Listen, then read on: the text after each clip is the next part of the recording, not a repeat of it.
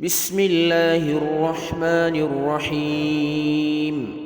تبارك الذي بيده الملك وهو على كل شيء قدير. الذي خلق الموت والحياة ليبلوكم أيكم أحسن عملا وهو العزيز الغفور. الذي خلق 7 سماوات طباقا ما ترى في خلق الرحمن من تفاوت فارجع البصر هل ترى من فطور ثم ارجع البصر كرتين ينقلب إليك البصر خاسئا وهو حسير. ولقد زينا السماء الدنيا بمصابيح وجعلناها رجوما للشياطين وأعتدنا لهم عذاب السعير. وللذين كفروا بربهم عذاب جهنم وبئس المصير.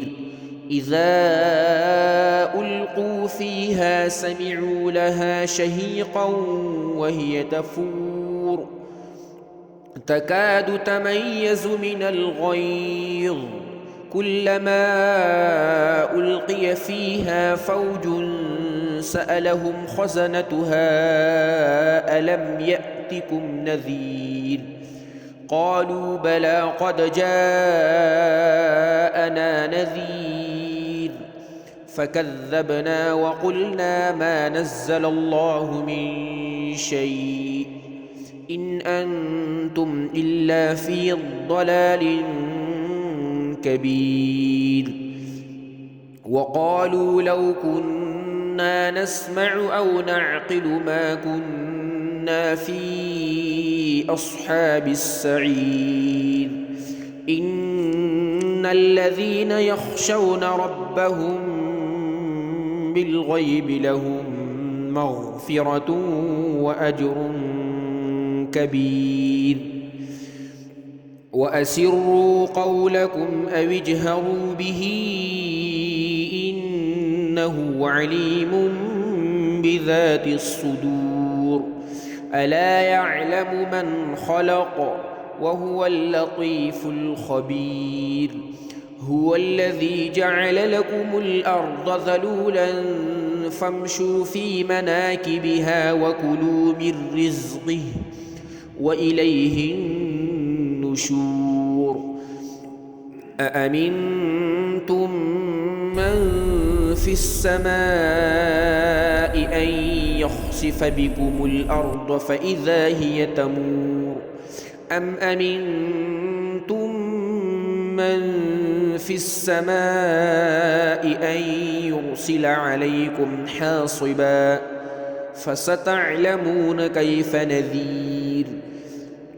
ولقد كذب الذين من قبلهم فكيف كان نكير.